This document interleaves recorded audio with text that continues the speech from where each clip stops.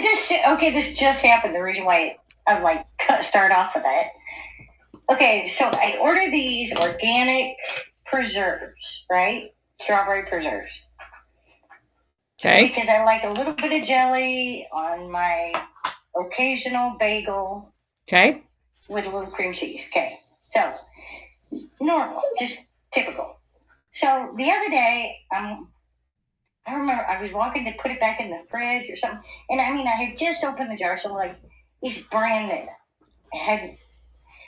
And I, out of nowhere, somehow or another, drop it. Well, it's in a glass jar. So it shatters everywhere. Right. With gooiness. Everywhere. Yeah. And I'm like, oh, crap. So I put the dogs up. I clean it up. No big deal. I order another jar. Because I just have one on hand. In fact, this time I even ordered two. Because I'm thinking, okay, I'll have two, then I'll have anything. Then I got back up. It just come in. As I'm walking through the house to go put it in my pantry, the extra jar, I drop it in the exact same spot. Bridget. And it shatters to a million pieces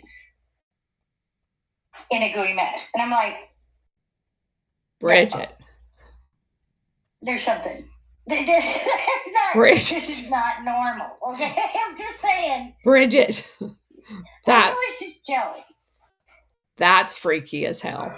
That is creepy. I'm just like, holy shit, girl. Okay. No, I mean, when I say, I mean the exact same spot on the floor. It falls out of my hand. I had a grip on it. Evidently not a good one. Apparently not. Apparently not very good one, right? But I'm like, that's crazy. Yeah. So now I'm like, okay, so I still have, I had put the one other jar already in the refrigerator, even though it didn't necessarily need to be in the refrigerator. So do I throw that one away or what? No. The headache or, I'm just like. But I think you need to put it like on a saucer and carry the saucer around or just open it in the refrigerator and scoop out. Maybe. And just scoop it out from the refrigerator. Don't take it out of the refrigerator. So would that make it possess preserves? Preserve? I don't know. Anyway, I just had to share that with you because it just happened and I just got done cleaning up. I'm like, this is bizarre. It is creepy bizarre. So today must be one of those days. So yeah. We didn't get to do the show today because John's at an electrical contractor conference today. So I had Jimmy by myself.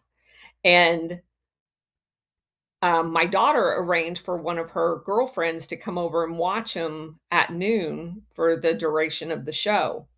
And 11:30 comes and goes and she's not here. So I call my daughter and I'm like, what's going on? Well, she can't take off work. She's a school teacher because they were in the middle of a lockdown because of a gas leak. So I texted Warhamster and I said, she's like, why do we even have gas here? And I told her, I said, I don't know, honey. So I texted Warhamster and I said, I am sorry that I have to cancel at this late moment, but here's the situation. And he's like, okay, well, that's, I forget how he said it, but anyway, he was like, well, there's nothing you can do about that. So, anyway, we've rescheduled it for Sunday at noon, just so everybody knows. What a crazy day. Right. So just must be something odd in the air. Just saying. There's something going on odd every day now. Right. Amen. All right. So we're on page 278 for those of you who's following along. Cold War and counter-revolution. We were talking about Lumumba and the degree of CIA complicity in the consequent murder of Lumumba remains disputed. Not really. The CIA denies it, but we already have the real deal. But there was no doubt about the Belgians' role in it. They played a game of states, and Brussels had huge stakes in the Congo, especially in the Katanga area. By official counts, Belgium intelligence service spent $6 million to destabilize Lumumba's government, the one that they supposedly had just granted their freedom. So that's the European version of decolonization. They marked Lumumba as a liability and conspired against him. Researcher Ludo de Witt pieced together much of the Belgium story in the 1990s. In a publication of his book, forced the government inquiry and a parliamentary investigation. In February of 2002, the Belgian government issued an official apology accepting moral responsibility for Lumumba's death and establishing a democracy fund in his memory.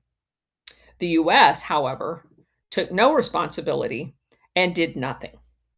Lumumba was brutally beaten, then killed on January 17, 1961. The CIA payroll included the Congolese official who signed the arrest warrant. Lawrence Devlin told the church committee that the station had close connection to several sources who knew the truth about Lumumba because they made the decisions. But those people had not acted under CIA direction. Bullshit. The cable traffic reveals that the CIA had current information on Lumumba's condition and movement in captivity all the way till his death. The cables also show that Devlin feared an imminent coup in Lumumba's favor, making action urgent. Quick, kill him. He might get to stay in charge. He was moved by a plane. Lumumba was diverted in mid-flight to Katanga, where Maurice Chambi, formerly a Lumumba supporter, had switched sides.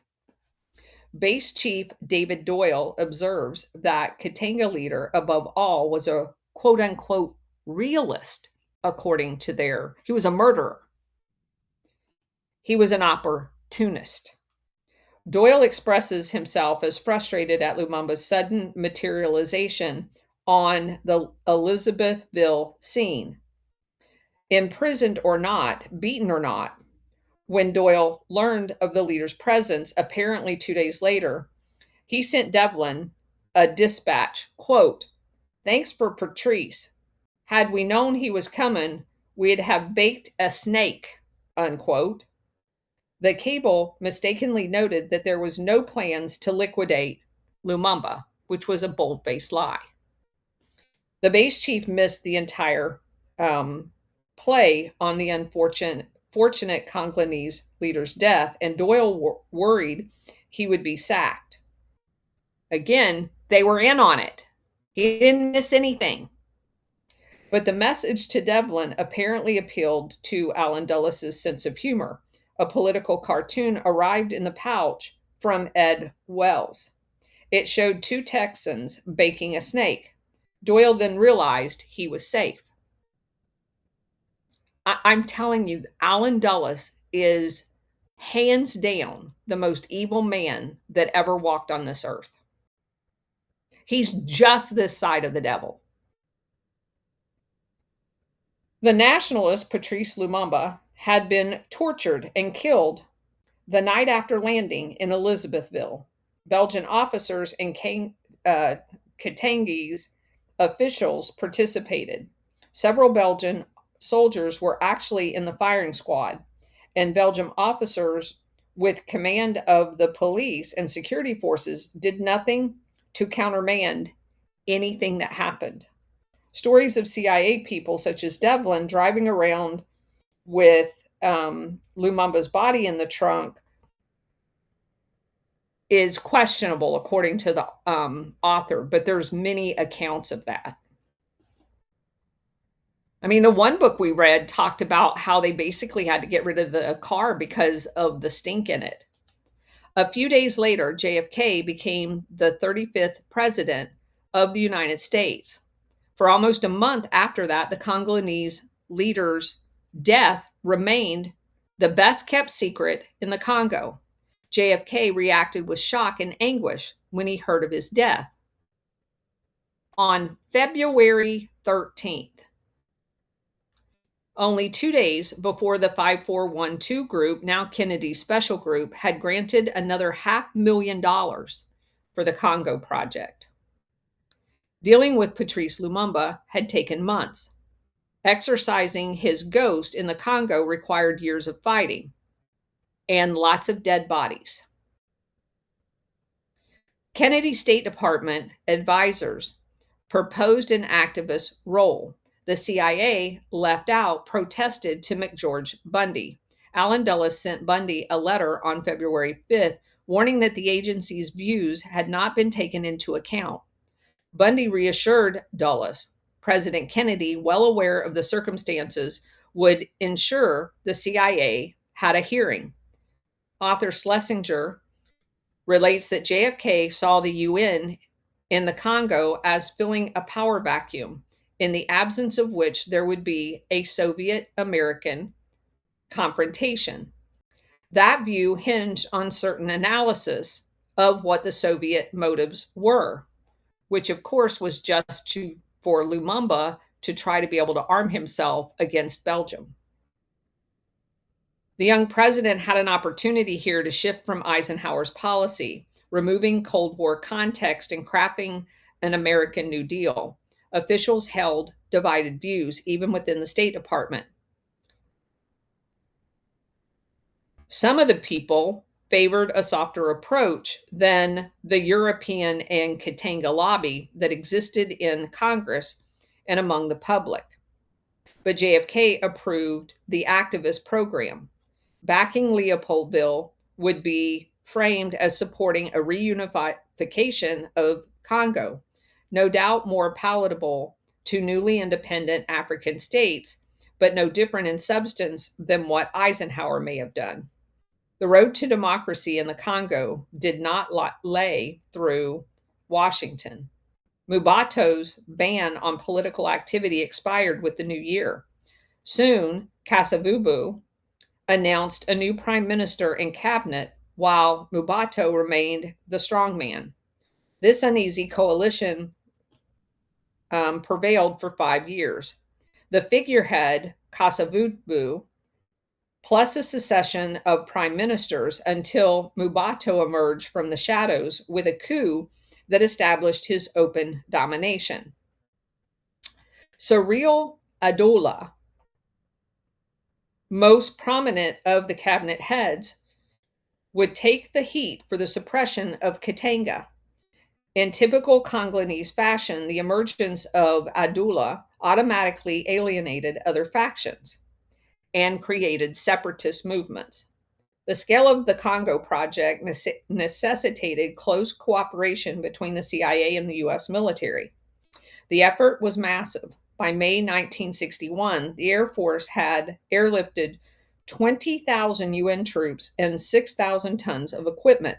The Navy had brought in another 5,000 UN troops while taking home 2,600. Assistance to Leopoldville included 18 helicopters, 10 C-47 aircraft, and 5 larger C-119s.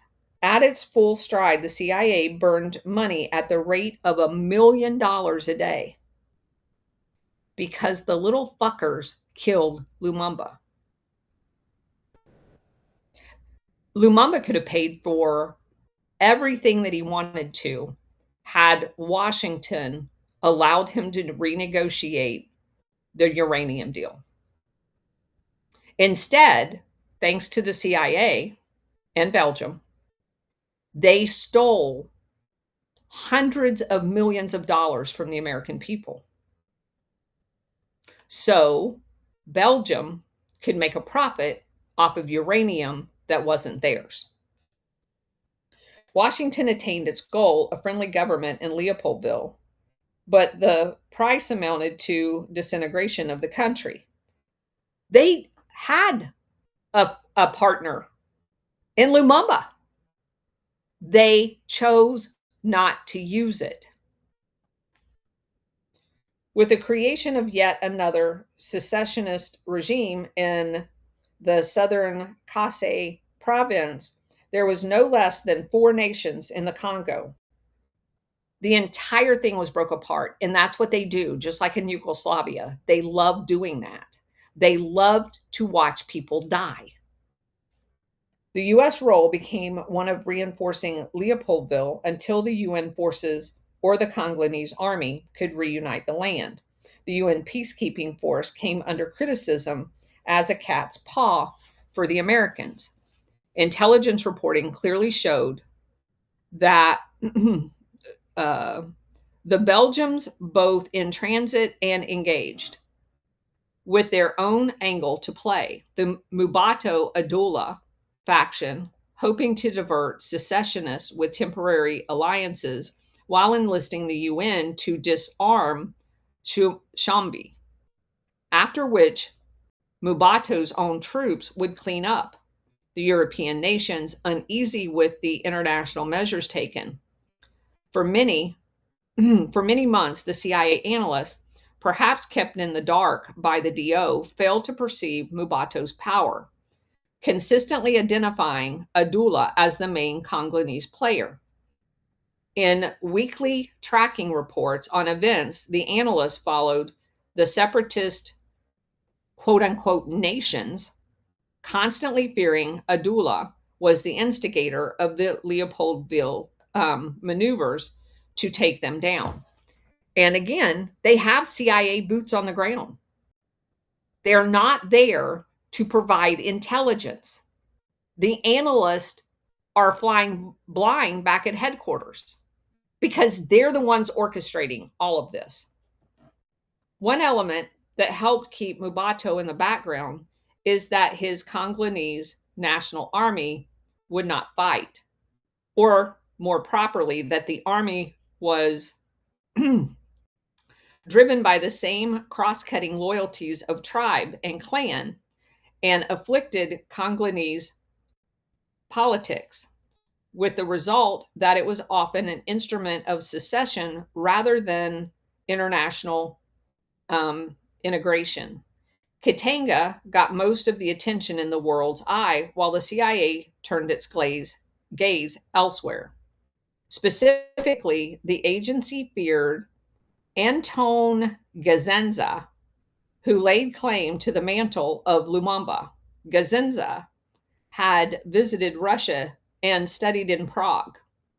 Impressing Washington as Moscow's man in Africa, he led a secessionist regime based in Stanleyville, which is kind of Lumumba's home turf. Gazenga's nation fell to a combination of CIA action, the man's own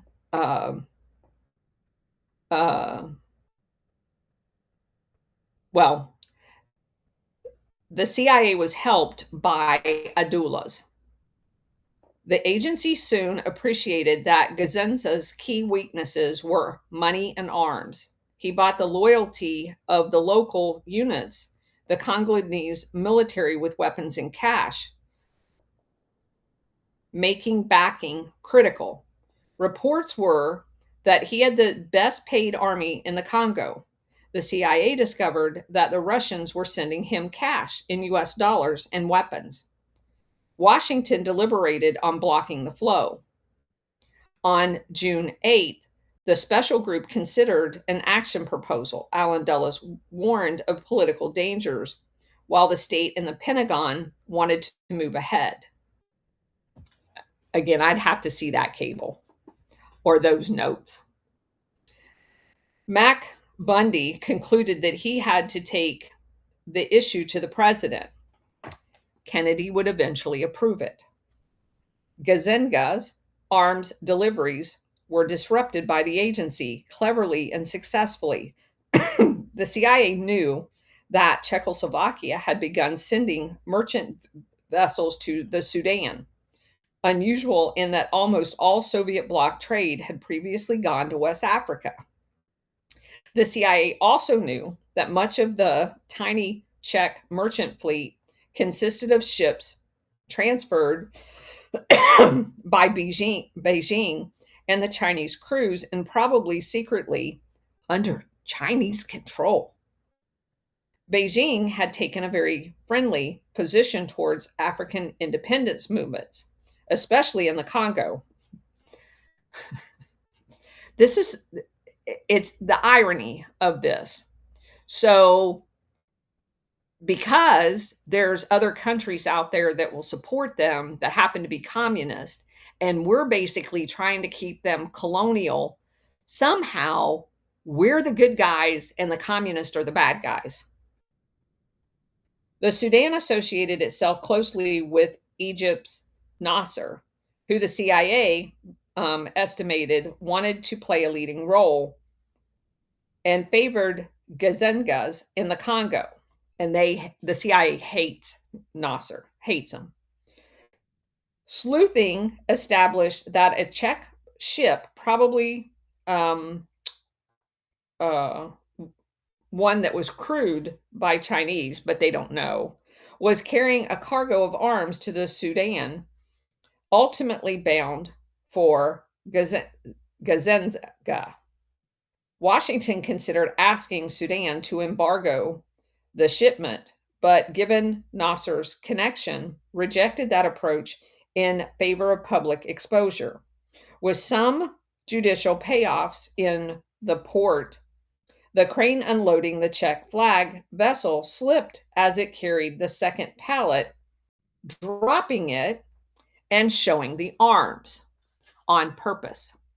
The shipment, consigned as refugee aid, was revealed as weapons. The Sudanese confiscated it all, halting the arms supply. Meanwhile, in Cairo, where Gazenga maintained an office, the CIA discovered a Russian plan to send the Congolese $1 million in U.S. currency. Agents were able to learn the itinerary of the courier that was sent to pick up the money. Devlin arranged a surprise, again in Sudan. Thanks to more bribes, the courier, carrying a third of the cash in a suitcase, was summoned to customs for an inspection. Terrified, he contrived to leave the suitcase in a bathroom. The CIA recovered it, making a profit on the operation. Gazenga's difficulties were greatly magnified when his soldiers began holding up tribesmen to get their money. His prestige diminished quickly. So I want to just call your attention to this. The CIA, who passes themselves off as bungling idiots, that they can't figure out anything about what's going on to Lumumba the whole time they're there. As this book describes, we don't know what's going on. We're flying blind.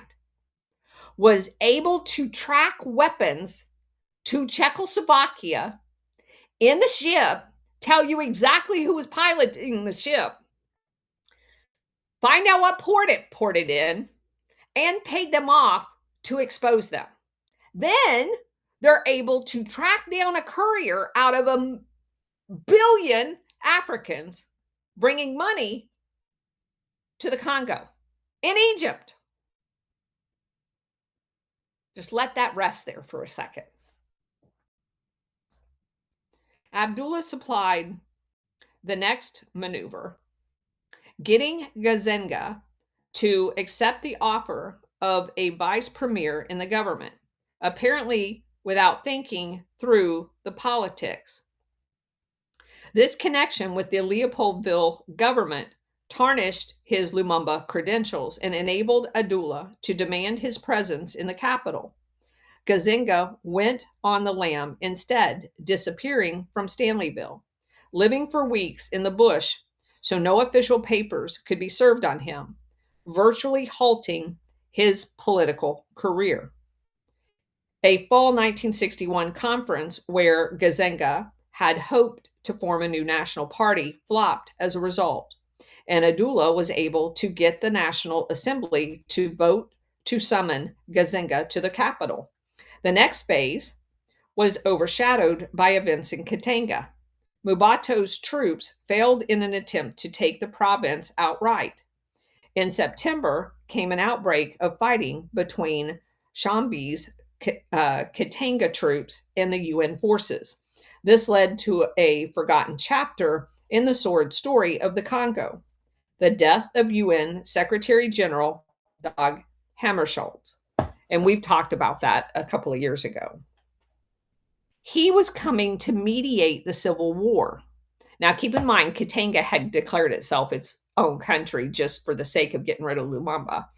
And the fighting of the forces that NATO was supporting in Katanga didn't want to give up. They now own all the uranium and everything else. So they don't want, unless they're going to be in charge of the entire country, they don't want to give up what the NATO put them in charge of. They created a monster.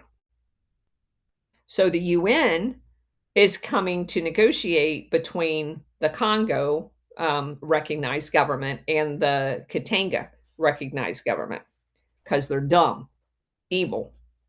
The Secretary General, a Swede, worried about events and the degree to which the UN seemed compromised by taking sides. On one leg of his shuttle, Hammarskjöld was to meet with Shambi. Approaching the airfield just across the border in what is now Zambia on September 17th, the Secretary General's plane crashed, killing Hammarskjöld and 13 others. Subordinates believe that the Katanga mercenaries shot the plane down. Since the Belgian Union minister financed much of Shambi's mercenary forces at the time, this conclusion again implicates Belgium. But there were NATO forces in Katanga. Others insist the aircraft crashed due to mechanical failure. Shambi had beaten Mubato's troops thanks to his Western mercenary force and a jet fighter that had been given to him and used to support his troops. President Kennedy reluctantly issued an order that the U.S. would supply jet aircraft if they could not be gotten elsewhere. But Washington was saved from that escalation when the Sweden and Indian sent planes of their own. Incidents between Shambi's troops and the UN multiplied. An uneasy truce lasted some weeks. Now CIA's Bronson Tweedy came to Katanga for a personal survey. He and Jim Doyle, long-term friends, their fathers had been at Princeton together, helped put out a fire burning a train filled with ammunition whose explosion might have destroyed much of Elizabethville. A December special national intelligence estimate found that the question of reintegrating Katanga had become so critical as to threaten the Adula government. Almost simultaneously, the truth collapsed as the UN went on the offensive. The peacekeeping troops went on the offensive. At the critical moment, Shambi was away on a trip to Paris and Brazil, where he went for a conference about rearmament, unwittingly observed by the CIA's political operatives. Washington sent a C-130 transport to move the UN reinforcements to Katanga. Shambi's troops and mercenaries fought a pitched battle for Elizabethville and were largely driven from the city, but the UN was unable to secure much more than the headquarters, the airfield, and major installations. A fresh political accommodation would be negotiated among the UN, Shambi, and Adula. Shambi disputed and violated its terms for many months. Amid the horror of Katanga, Mubato and Adula took advantage of the unrest. Gazenga, whom they had sent to jail, the Soviet media protested. In January of 1962, UN forces captured Gazenga's capital at Stanleyville. Within the year, the topsy-turvy atmosphere of the Congolese politics, the National Assembly would be demanding his release. In an April 1962 televised interview, former CIA Director Alan Dulles admitted that the CIA and the US had overestimated the degree to which the Russians had involved themselves in the Congo. The premise of the entire venture had been a complete lie. That's how they sold it to Kennedy. The Katanga stalemate continued for more than a year. More dead bodies.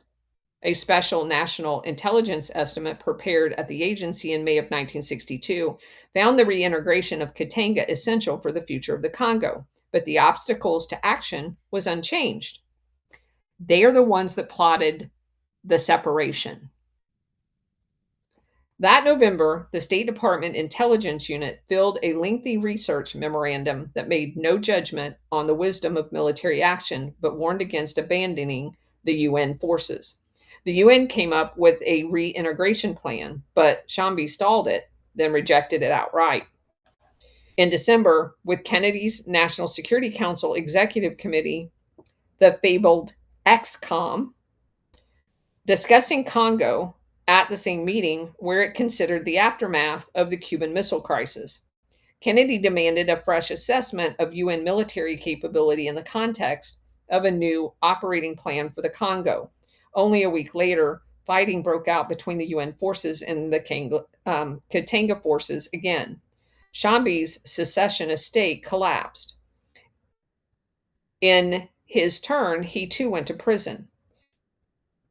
So we help him create his own state. We back him against Lumumba. They bring him to Lumumba to Katanga and murder him. And then we abandon him and they send him to jail. And they wonder why people hate us. But as Cord Meyer explained to the President's Foreign Intelligence Advisory Board on 15 April 1963, the CIA's project in the Congo continued. The messy Congolese affair boiled on. The Cuban operation represented the summit of a certain type of paramilitary action. The Congolese project showcased a new style of combined CIA military activity. The frantic era of the operations branch of the CIA and the early CIA was gone. Paramilitary plans, they've matured. They're now going to basically drag the military into everything. Paramilitary plans in Frank Wisner's time frequently involved grand schemes carried out against foreign governments. Kennedy's administration brought a shift towards operations in collaboration with established governments, aimed at real or imagined domestic enemies. Well, the enemies the CIA told them were enemies. The Guyana project, among the most prominent. The failure in Cuba contributed to a change of emphasis, demonstrating a new resilience of target governments. Yet the change was in the wind before the first frogman stepped ashore at Playa Garan, propelled by a shift in view at the top level of the U.S.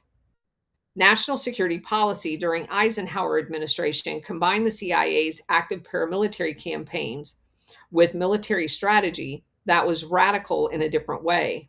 Eisenhower's policy rested upon the enormous power of nuclear weapons because he wanted to use them every time you turned around.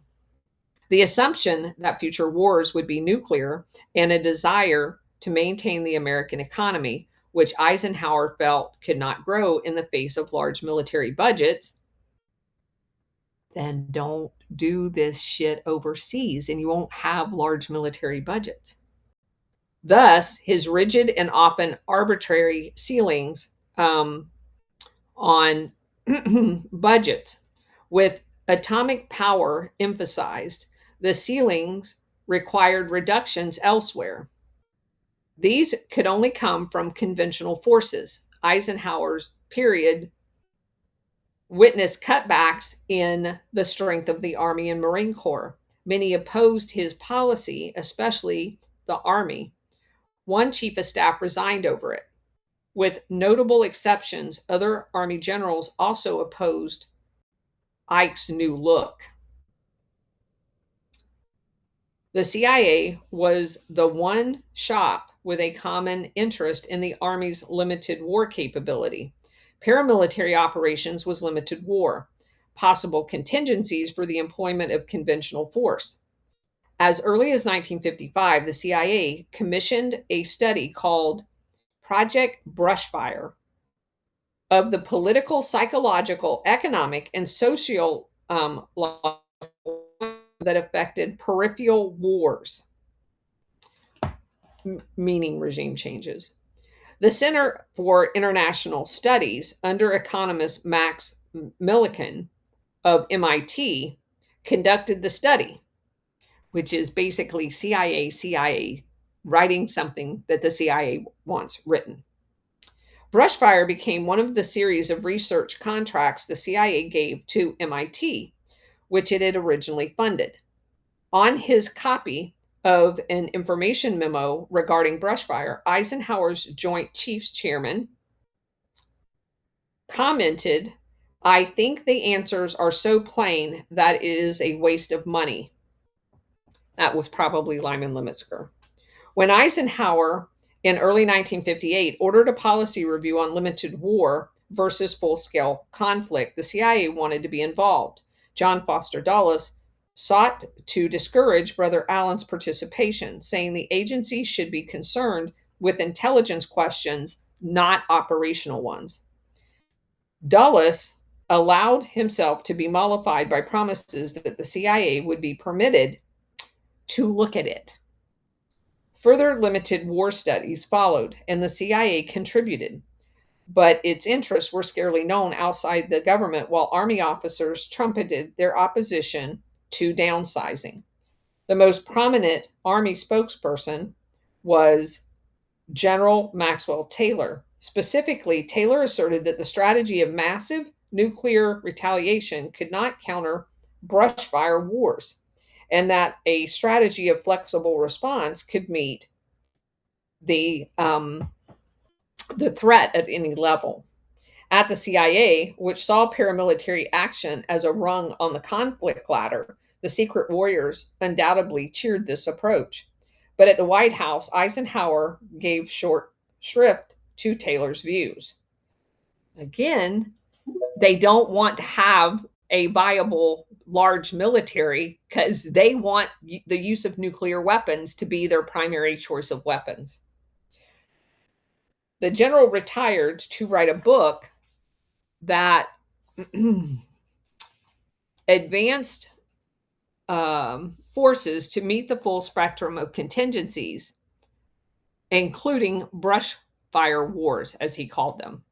No doubt Tracy Barnes, agonized over the Bay of Pigs, paid little attention when a letter crossed his desk on the last day of that disaster from James Cross at the Institute of Defense Analysis. The letter commented on what Barnes had said about another CIA initiative, a study group on the deterrence of guerrilla warfare. Cross believed that officials already understood this problem. They had to be told how to make the most of assets in threatened areas.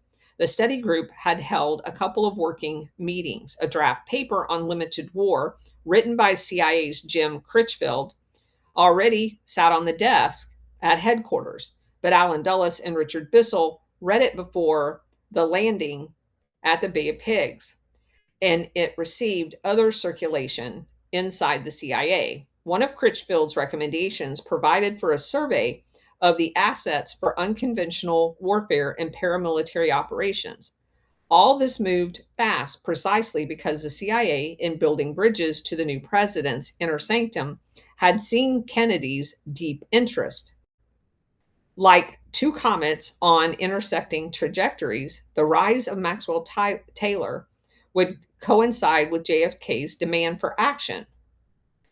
After the Bay of Pigs failed, the inadequacy of efforts in the field of low-intensity warfare, basically guerrilla warfare, were glaringly evident. Fears that Russia would encourage wars of national liberation What? Who would encourage liberation? Russia and not the democracy people? Good grief. This heightened concerns about the need to deter guerrilla warfare that would overthrow the Western friendly regimes.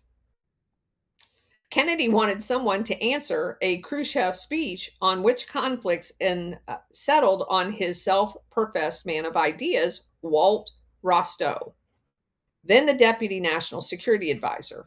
In mid-June, both the president and the NSC staff were watching over the proposed text of a presentation that Rostow would make at the Special Warfare Center at Fort Bragg, North Carolina. 2 weeks later, President Kennedy approved a directive providing a government-wide evaluation of paramilitary requirements. This led to a top-secret summer study that combined the themes of deterring guerrilla warfare, limited war, counterinsurgency, and paramilitary operations. Rostow watched this exercise closely.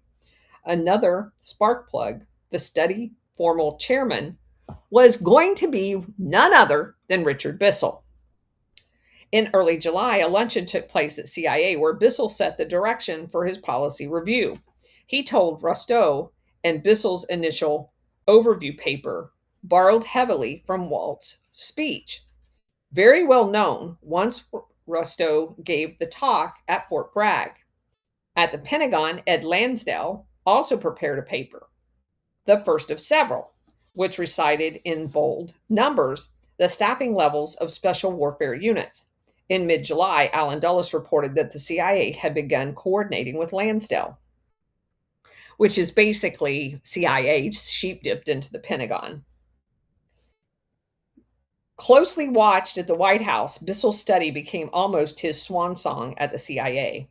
In contrast to pre-Cuba days, he now listened hard to what the White House had to say. From the NSC staff, Robert Comer suggested language for portions of the report, while Maxwell Tyler's staff, Colonel Julian Ewell, the general's kind of strong-arm guy, soaked up Bissell's comments and gave back Taylor's responses. Bissell's paper grew odd tentacles in successive drafts over the fall of 1961, presenting an update on covert action procedures to Kennedy's Killian board. Bissell suddenly spoke of regaining public confidence in the CIA's covert action by revealing the existence of the special group, much as Eisenhower had once revealed the Killian board. At another point, Bob Comer did a summary of Bissell's paper in which he inserted the recommendation to vest high-level authority in the special group, which Taylor headed. That measure did not appear in Bissell's original, which his assistant John Bross distributed in November of 21, or on the 21st. Although Comer assured Bissell that his summary changed nothing in the paper, he told his boss, McGeorge Bundy, quote, "I took advantage of Walt's imminent departure." Rostow would leave the NSC staff for the State Department to press for what I think is the most logical solution. Tag Taylor and the special group with this task, unquote. Bissell let this pass without comment. Everyone had an agenda. Walt Rostow wanted to center U.S. thinking about dissident movements and insurgencies within the framework of stages of economic growth. The CIA's deputy focused his interest on the agency's role in these events.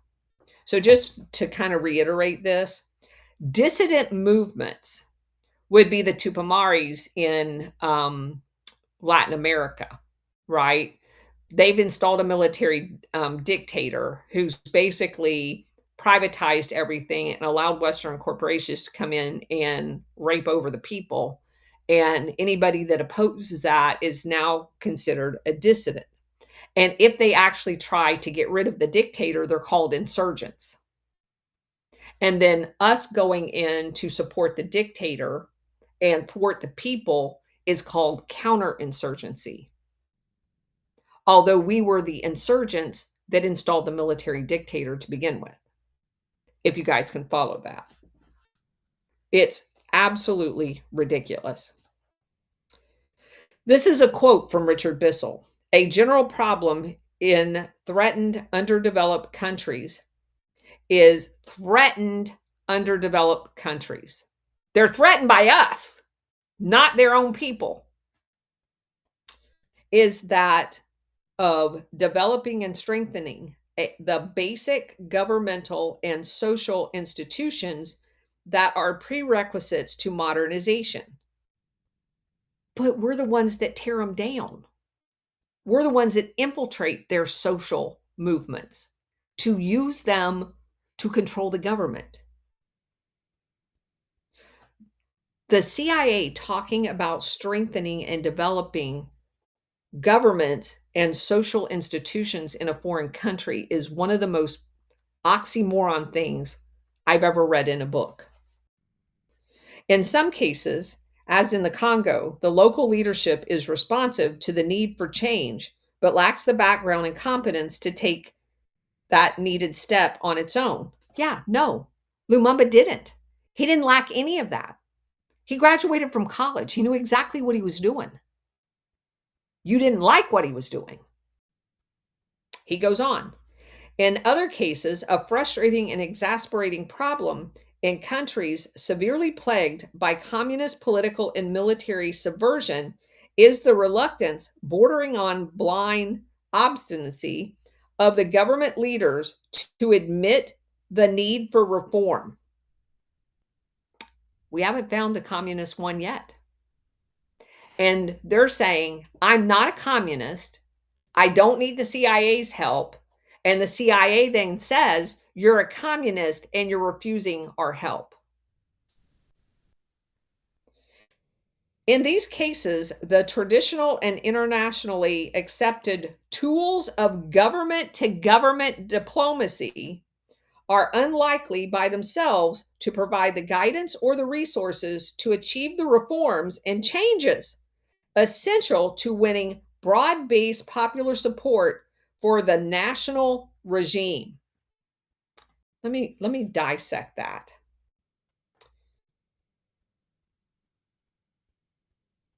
Because this is actually, it just gets crazier and crazier. They are unlikely by themselves to provide the guidance or the resources to achieve the reforms and changes essential to winning broad-based popular. They were elected fucking presidents and prime ministers. They already had broad support. You just didn't like them. In such situations, the broad range of covert action measures available to us offers our best and only chance of increasing our leverage and achieving needed change. This is one of the most damning passages that I've ever read in a book. And that's a quote from Richard Bissell. Bissell foresaw a suitable covert operational methodology that would involve funding and guidance channels of bona fide private, international, or regional organizations, like USAID and National Endowment for Democracy. They wanted to focus on labor, like they put in National Endowment for Democracy and the Labor Union International School in Washington, D.C. They also wanted to infiltrate youth movements, farm unions, veterans groups, and create confidential relationships with local political leaders. Buy them. And covertly fund consultants in the local area. There could also be a CIA role strengthening internal security and defense. Yeah, just pay them. Buy them off, control them. They would also recommend including cross-border operations, like they did all over Latin America. With a finely honed sense of the dangers inherent in this, the paper admitted such tactics would become almost unpredictably dangerous. Dangerous for who? The people you intend to kill when you overthrow their government? Round up and put in black site prisons and torture them? It became very dangerous for those people. If the adversary believed there existed a possibility that he or she might be overthrown or lose their territory, they may take action and make it dangerous for the CIA.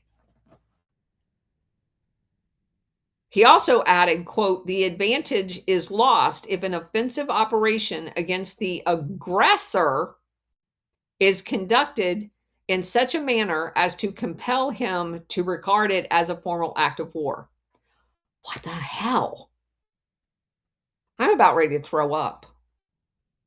The advantage is lost if an offensive, meaning a CIA attack on a foreign country's government structure against the aggressor, that's the CIA, not that country. The CIA is see how they flip the words around? That country managing its own shit is not an aggressor to anybody. Another important theme, which fed back to Walt Rostow's advocacy, was that public expression would be given to the rationale. On December 8th, the final counter-guerrilla warfare task force paper contained Richard Bissell's statement of the techniques the Kennedy administration imagined would make the world safe for democracy. The counter-guerrilla warfare task force is a guerrilla warfare task force attacking a foreign sovereign country. It also met Robert Comer's agenda, saying that, quote, "Because of its responsibility in directly related fields and because the agencies chiefly concerned are already represented on it, expansion of the mandate of the NSC special group seems the most effective way to carry out the function," unquote. The special group would designate threatened countries, and for each of them, Washington would form a task force. Again, the countries are not threatened. The United States oligarchs are threatened. Bissell's last act would thus be to move Kennedy to reorganize his machinery for covert action. In fact, the special group talked over Bissell's report on December 14th. General Taylor formalized the early ad hoc procedures, drafting a directive that Kennedy approved on January 18th, 1962. Because there has been confusion about Kennedy's leadership in the secret war, this structure is worth underlining. The president established the special group. The abbreviation stood for Counterinsurgency. It was called Special Group CI, to formulate plans on guerrilla warfare matters in any country so designated. The existing special group, formerly the 5412 group, the matters continued and said the nomenclature had now been reversed. The 5412 group became the insider jargon. A third special group also appeared. The special group augmented. The difference was that Max Taylor chaired the 5412 group existing since Truman, while Bobby Kennedy chaired the special group augmented.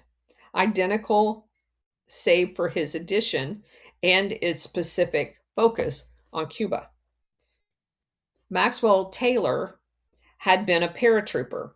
In the Army in his time, paratroopers were considered military elite.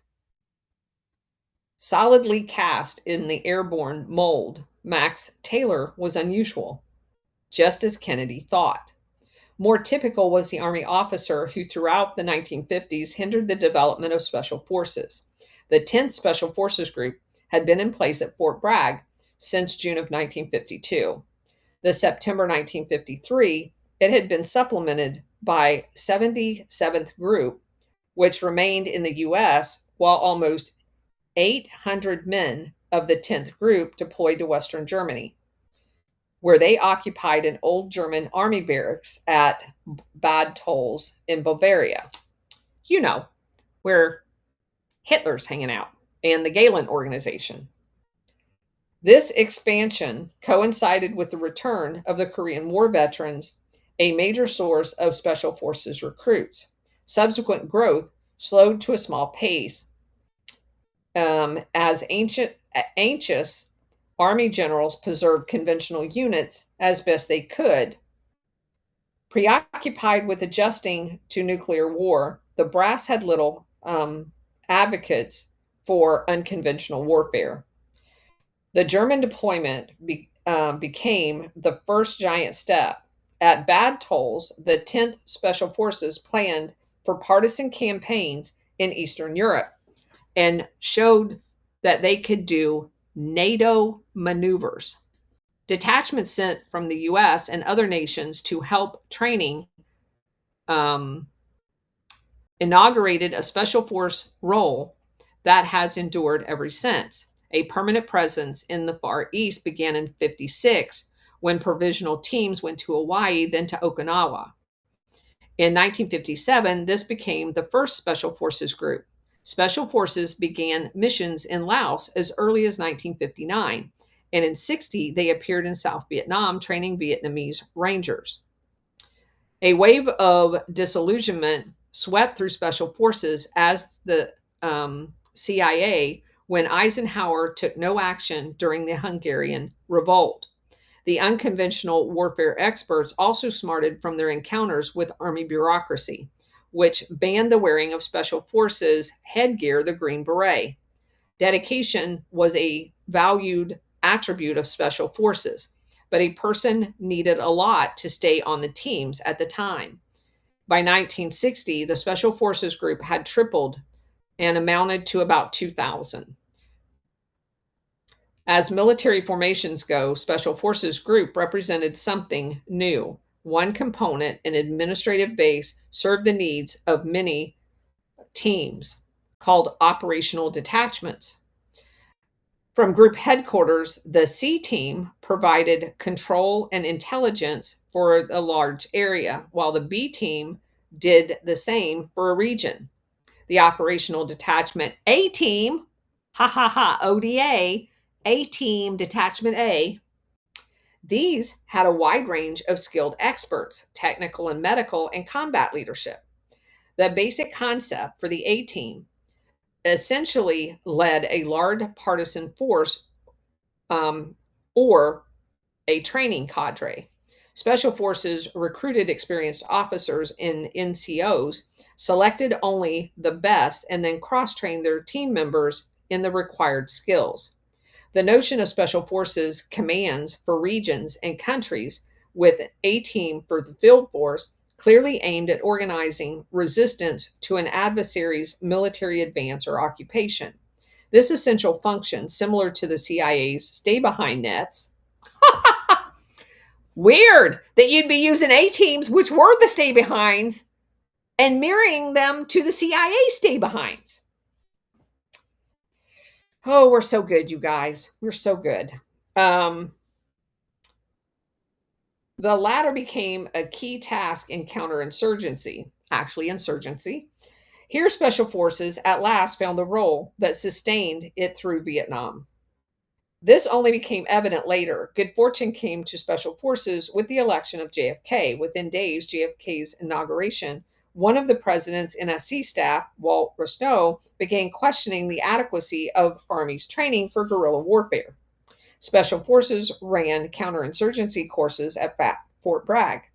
These emphasized the economic, social, political, and psychological origins of war. Special forces seemed to be on top of the subject. President Kennedy saw a major role for Special Forces knowledge in his redesign. Okay. I'm going to stop right there for the weekend. This is crazy. How bringing it home with the A-team, just gotta say. I know. I mean, this is so crazy that we have figured all of this stuff out on our own. And then as soon as we figure something out, we find a book that actually says it. It's crazy. Okay. Along, go ahead. Okay, Colonel, I just wanted to mention, I didn't catch all of the show, but this is in the years where, Congo and Indonesia were kind of paralleling each other in many ways, both in CIA history, it's to some degree in United Nations history. And again, just,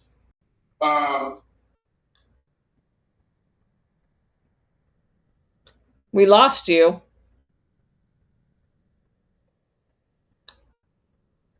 Yeah, we lost him. Take him down, Bridget, please, and bring him back up. Ron, go ahead.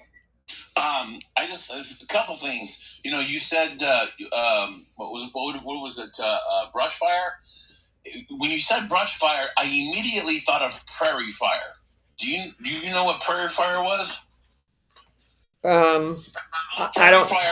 Prairie fire was the publication of the Weather Underground. Oh, yeah. Now I'm just trying to draw a parallel there. I'm not saying it's exactly the same, but it's right around the same time. And I don't know if it's similar or not, but we're talking about all this stuff about we're telling everybody else that they're all communists when essentially what we're doing is we're putting people up that are communists everywhere.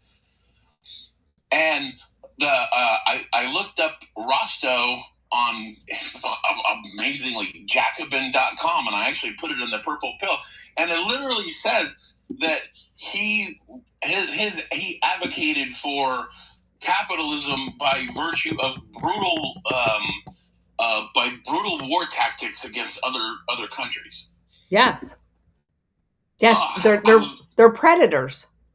Yeah, 100%. And Max Taylor was head of the 82nd Airborne and the 101st Airborne. He actually would have been at Bastogne, but he was in D.C. at the time because they were figuring he wouldn't be there. But the guy who said nuts to the Germans should have been that was Taylor's subordinate, and because Taylor was in D.C. at the time. But Taylor was like Galen. Taylor was a guy who was running a lot of these spec ops guys in World War II. Right. So just FYI, I didn't know if you knew that or not, but anyway. Yeah. Rusto, I've come across him several times. Everything to him was economics, and he was 100% kind of the mental thought between developing economic warfare as a policy in the early days. But can I ask a question? You said XCOM in there, and then you said something about did XCOM continue after the missile crisis? Oh yeah, they're not done. Yeah, they're not done. That was created because of the missile crisis, was it not? Yeah, to my knowledge, that's correct. But then they just kept on going. Interesting. Yeah, I just looked up Rusto on Yandex. His original name is Rostowski. Well, I think his name was, they says Walt Whitman Rostow, and I'm like, what? Yeah, his real name is he's originally from Odessa in Ukraine. He is his family, not him, his family migrated to the United States from the area of modern day Ukraine his father, and their name was Rostowski. Another one of those. Do you know if he was CFR? I don't. I can't imagine he was not. Because his big thing was he was very much in the anti-communist, everything anti-communist kind of thing.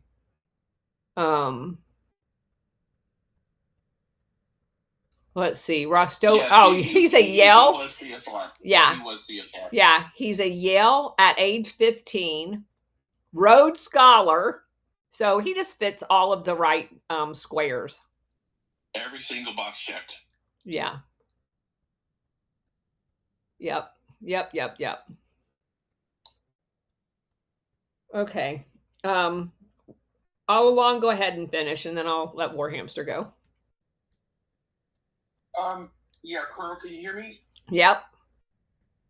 Okay, yeah, 2 points. One about the parallel of Indonesia and Congo between 58 and 1963 and the ensuing genocides that happened in both countries. Yep. Because, UN Secretary General Dag Hammarskjöld, they were his two foci, I guess, yes, plural, I hope, and at the time of his death, right? Yep. They were also key areas in the international mining cartel. Yep. Which also underwent extreme changes in the world mining cartel, with Brazil, Indonesia, and Congo.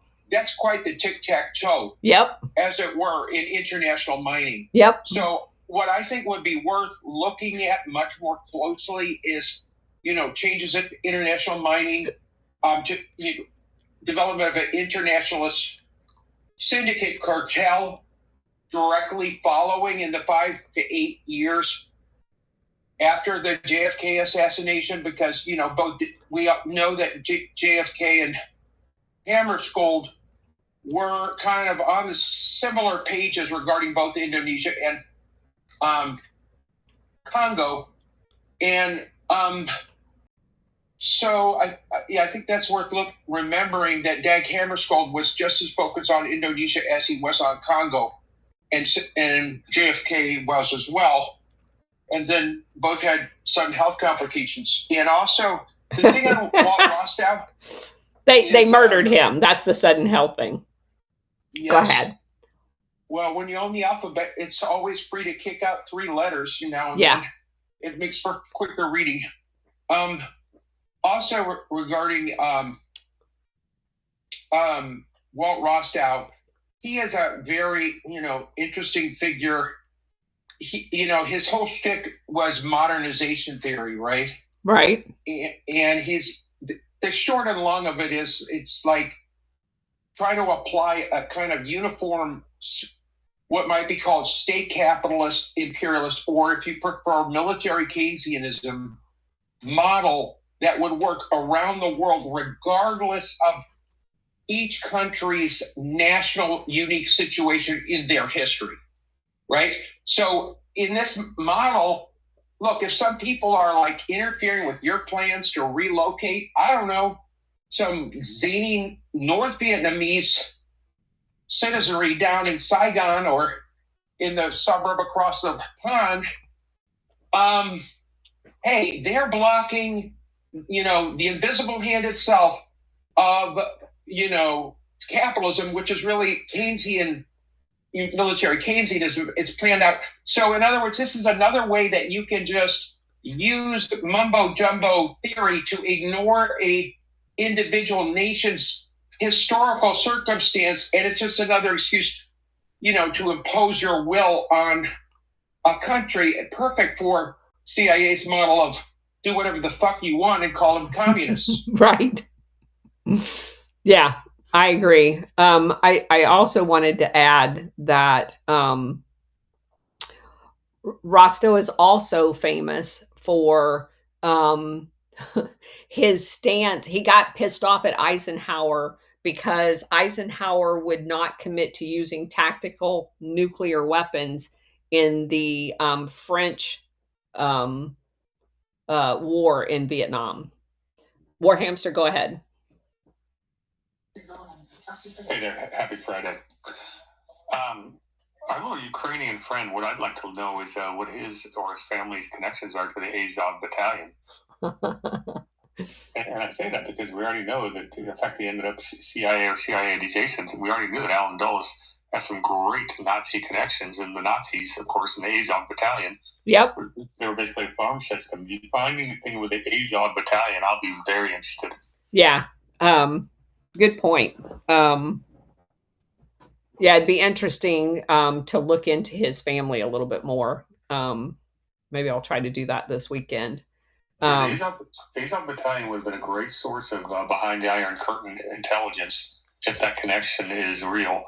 Obviously, we had some stay behind units and behind the Berlin Wall, but I don't think we've ever made that direct connection to the Ukraine, as far as I know. Well, what connection?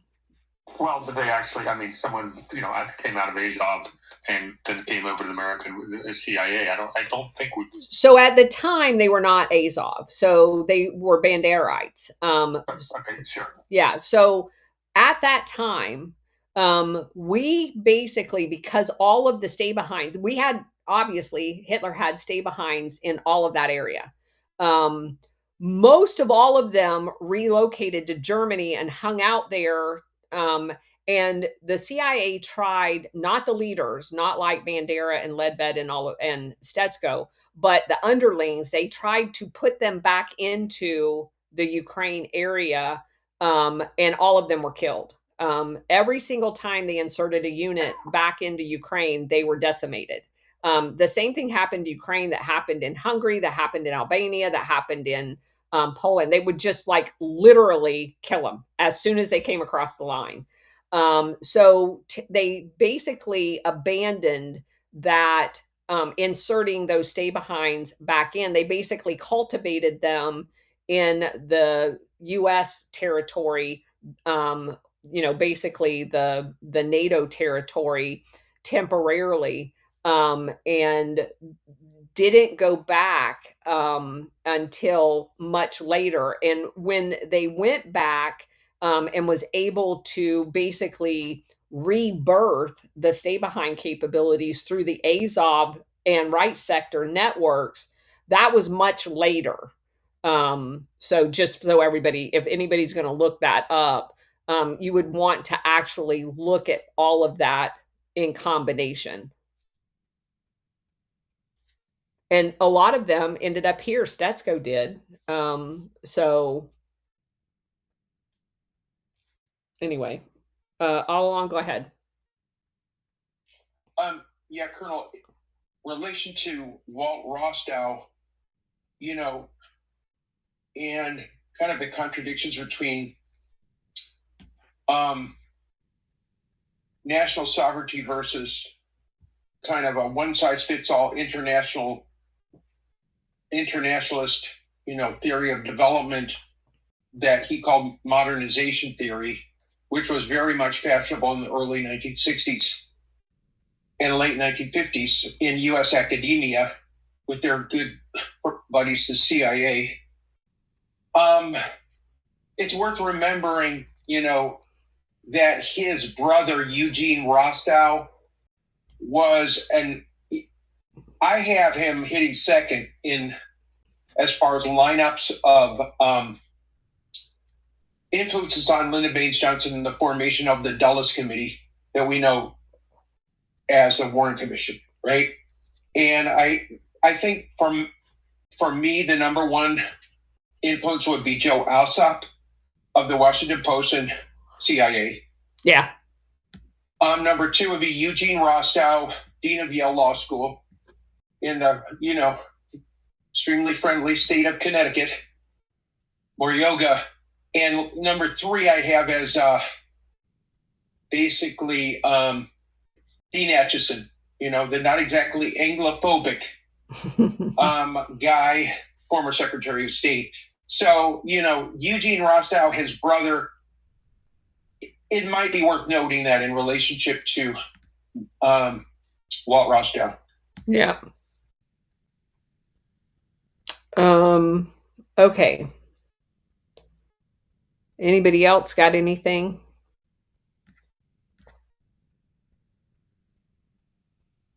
Nope.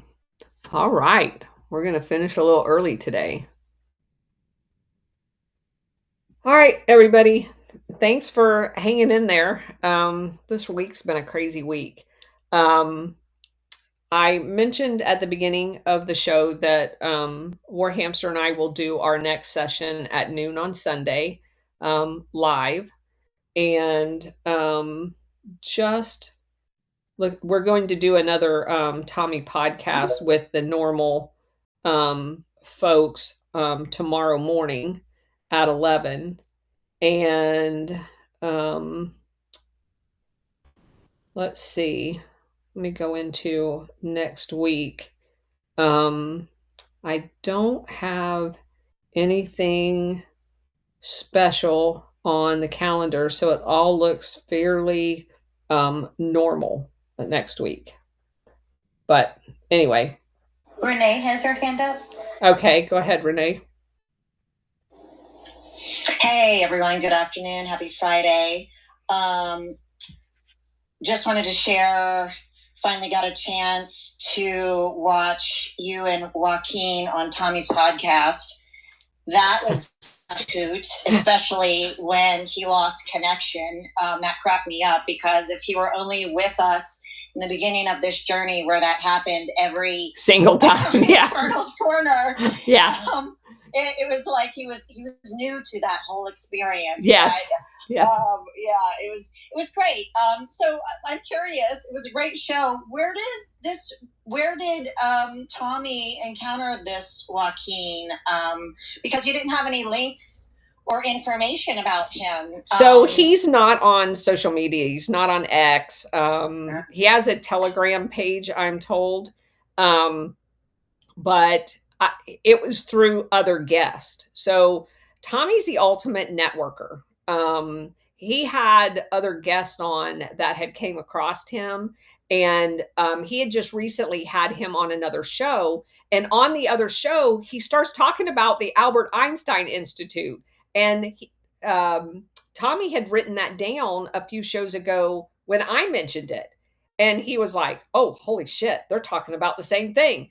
And so he reached out to me and said, hey, I just had this guy on my show and he's talking about the Albert Einstein. I think you guys are doing the same stuff.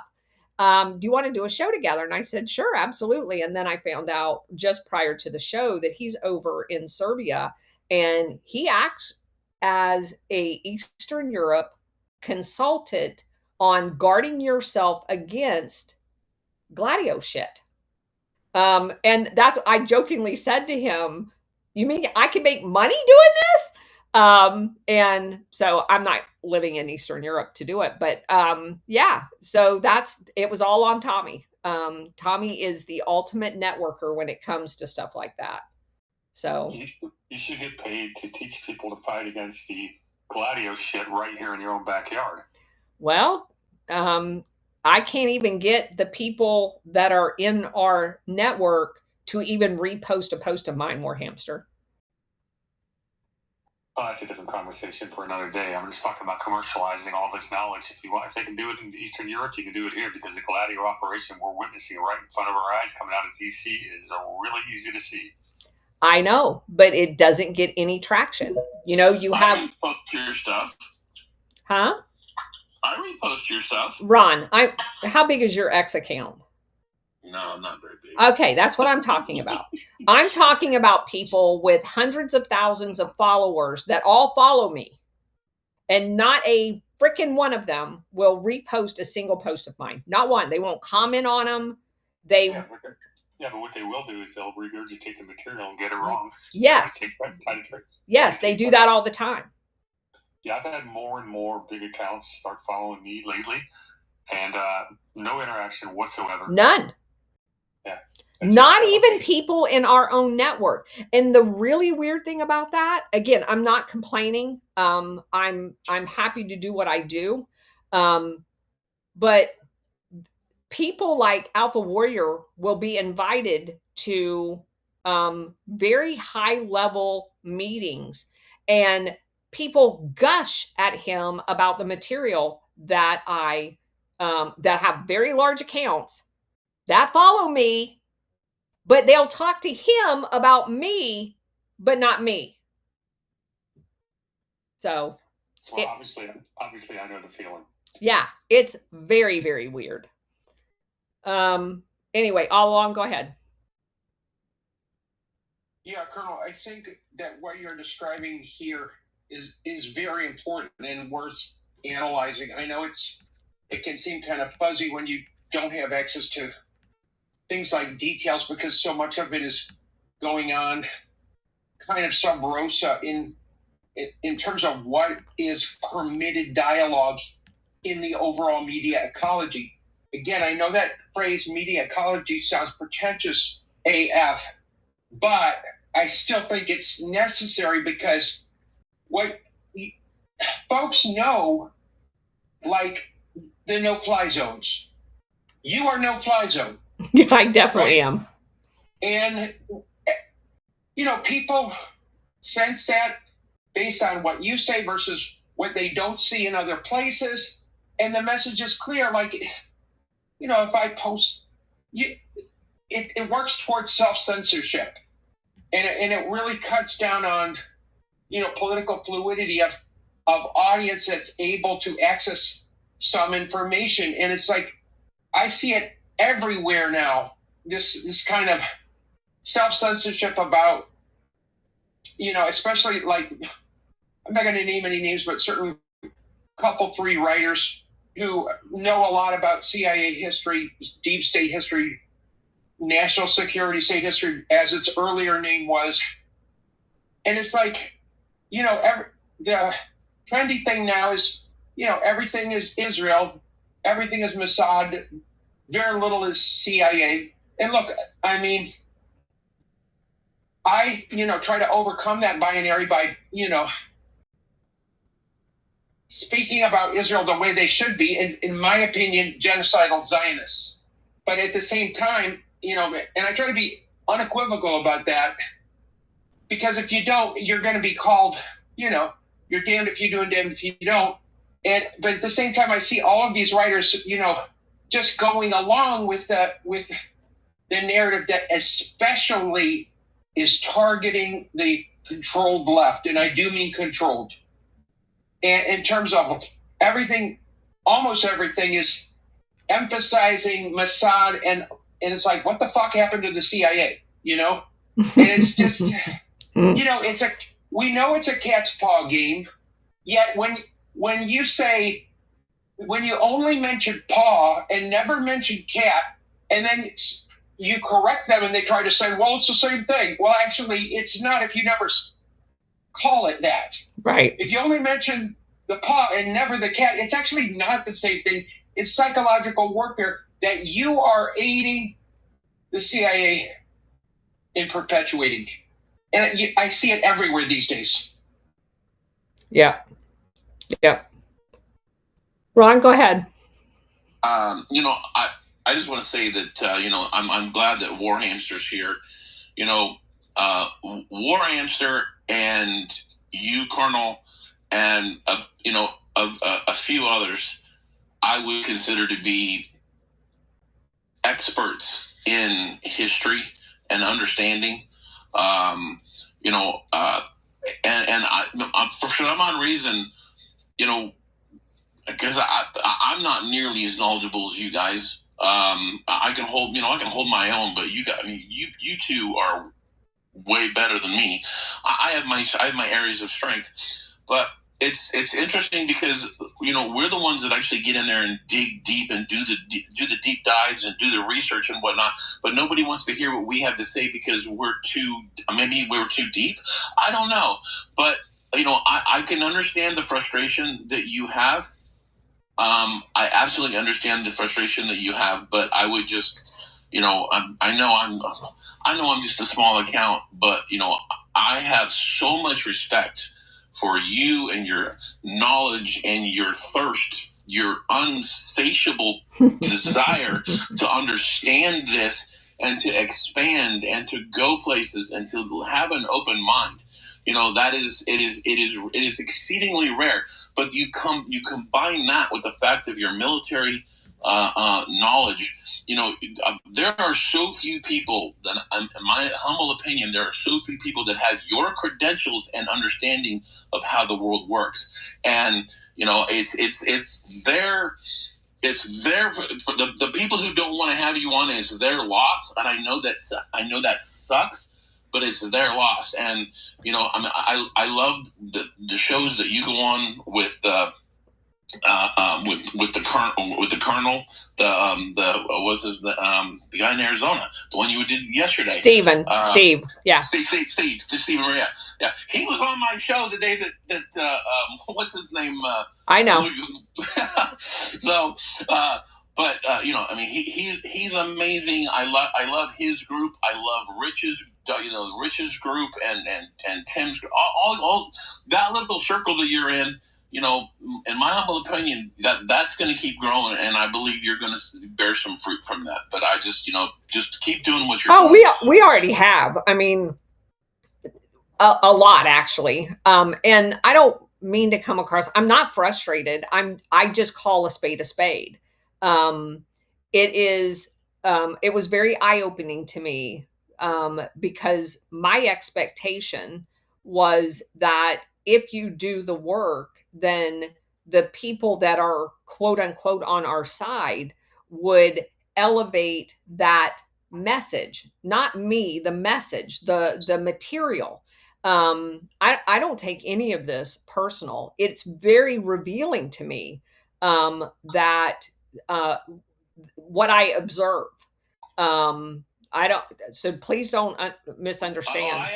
I echo that sentiment, and I listen. You're not the crybaby type, okay? I'm not, and I wasn't suggesting that by any stretch of the imagination. So yeah, I understand your frustration. I guess is the point I'm trying to make. So, Ron, what I see happen all the time is, first of all, we don't do this to make a living, and some others do, and they've got years of telling a story, and they're not going to let their little fiefdom hear that their story was wrong. They're going to try to add to it gradually at their own pace, so it makes it look like they discovered these things. But when you're trying to do this for a living, they get very jealous about guarding, their fiefdom and their little audience. And, you're not going to, they just won't bring in somebody who knows his topic better than them if it challenges what they've been doing. And they should be doing just the opposite. If the whole mission right, that's the point. Go ahead. If the whole mission is truth, yes, then I don't care where it comes from. Yes, that's my point. Yeah, check your ego at the front door, please, because, but again, you have to look at a lot of these people, Well, if I may, both you and Colonel are two of the very few people who do check your ego at the door and only care about the truth, and I respect the hell out of both of you guys. Yeah, that's a much better way of saying it, Warhamster. Thank you for adding that. That's the thing that amazed me. It actually was astonishing to me that they spend every day talking about the truth movement and stuff like that, but then they don't encourage the people that are actually breaking ground with truth that no one has ever heard about. Especially, on the military side. It's just very interesting to me. Just an observation. So anyway, you definitely feel that there's a lot of inorganic things going on. And I'm just an observer of things like that. I take note of things as they happen. And I'm much more sensitive to watching how these things play out only because of the knowledge that I've gained over the last 3.5 years. And please don't misunderstand anything that I said. I would not be where I am reaching the people that I am without all of you. It is every single one of you guys that repost anything has elevated our message across the board. All of you guys that log in and watch the Rumble shows, the people that go over to Substack and read it. I mean, at one point, I don't even check it anymore as far as, because I didn't even know they did this, but our Substack account was like number 10 of international. I forget even what the category was called. I think I screenshotted it and sent it to Bridget. It was like a year ago, on international, I don't know, something, political commentary or something like that. I don't know. But it's just because you guys go there and you read the material, you share it, and that's what this is all about. It's getting the message out. And I do realize, just because I pay attention to, as a premium member, they post things about the algorithms and stuff like that, and they definitely pick and choose. They basically said that, of the different accounts that get more traffic. So we have only gotten to where we are because of all of you. And Renee, go ahead. Yeah, to add to that, I truly don't understand, speaking, I'm not a techie person, but joining the X Twitter whole platform, which is Elon's operation, I just don't understand he's such a beacon of truth and transparency and against censorship, but it seems we get shadow ban, block, all this funky business for the past couple years with you. And I'm like, what the hell is with this platform? It's like we need a John McAfee to create a backdoor to go into their backdoor to see what the hell's going on here, because it's kind of hypocritical that Elon, who takes over X and goes to other countries, pissing off their governments about censorship, and then this platform, there's still bugs and issues. I have a big issue with that, but I also have a lot in my heart for you and all you're doing, and Bridget and War Hamster, everybody here, and I'm sure we feel privileged to be on this journey with you, and are grateful for you sticking with it, because it's it's a jagged little pill. There's the red pill, the blue pill, the black pill, but there's a lot of, they don't talk about the jagged little pill of being on this platform and all this nonsense that you've gone through. Yeah. I think one of the things that Elon's facing are corporate stay-behind units. Just like we see in the bureaucracy that Trump's facing, it's the exact same playbook over and over again. They do have stay-behind units. You've seen Elon get pissed at stuff's going on with Twitter over the last 3-4 years, and he figured someone got ousted, but there's all kinds of bad actors still left behind at that company. Yep. Yeah, I mean, and that just happened to Tommy. The day after he had Joe Kent call into that show, his account got suspended, and it was for something that was completely ridiculous. And oh, by the way, the day after we did that show, my Twitter, whatever, the Bridget showed me how you can look at the analysis of your account. It like dropped to probably 20% of the activity, like overnight, and has not recuperated. So there's definitely stay behinds at X, definitely. So proof in the pudding. You can't deny. They gave us the ability to look at the analytics. Yes. And the analytics tell the story. Yes. They sure do. A million views on one post, and then it craters, and it's like a governor, and it governs for a certain number of days. It's never the same, and then all of a sudden you'll see it release, and the release has got to be because of the followers. It's teamwork, and that's what's happened in the past. Yeah, that's what happened in the past. When Bridget would bring that to my attention, I would put a post out there, which I hate doing, that basically says, the governor's back on. And then you guys go crazy and it breaks. And then it stays fine for several days until I say something I'm not supposed to. And then you see it happen again. It's crazy. But just, because we're on this journey together, I want to share that stuff with you guys. Definitely not complaining. I appreciate all of you guys being here. But I want you to understand the atmosphere, the surroundings of what is going on. But there's so many people that are good. Crypto Rich is one of them. Tommy's one of them. War Hamster, that we have, and Steve on his roundtable that I've started doing. It's an amazing group of people. I'm very blessed that the people that do hear the message have been so supportive. And it definitely keeps me motivated to keep doing what I'm doing. So I'm not going anywhere. Okay. With we that, need to get one of those Doge kids or Elon's rocket scientists onto this nonsense.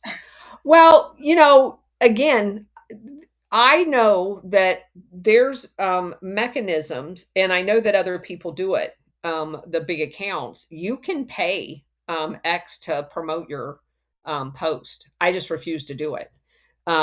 There's all kinds of things. People hire companies that will help promote their. I'm not going to do any of that. Our stuff is organic. Our stuff is going to always be that way. I'm not at all involved in that. We've done this together and we're going to stay in it together. We're not allowing our platform to be used for stuff like that. So anyway, what you see is what you get. All right. You guys have a wonderful weekend. And like I said, tomorrow there will be a Tommy show first thing in the morning. I think we do it at 11. And then as soon as he releases it, I'll repost it. I did see that he made another account. I don't know that you're supposed to do that, but so I will promote his new account at the right time. And then War Hamster and I will be on Sunday at noon. So you guys have a wonderful weekend. Talk to you later.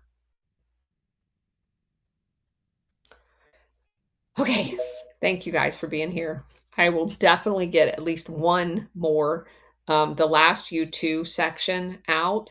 And in that same document on the CIA side, there is Oxcart. So we're going to talk about it too, which morphs into the SR-71. But I'm going to do that in a separate series and just change the name on our show so that we can keep all the U2 stuff together. And Bridget will do us a thumbnail for that. So the whole story of the U2 will be in one place.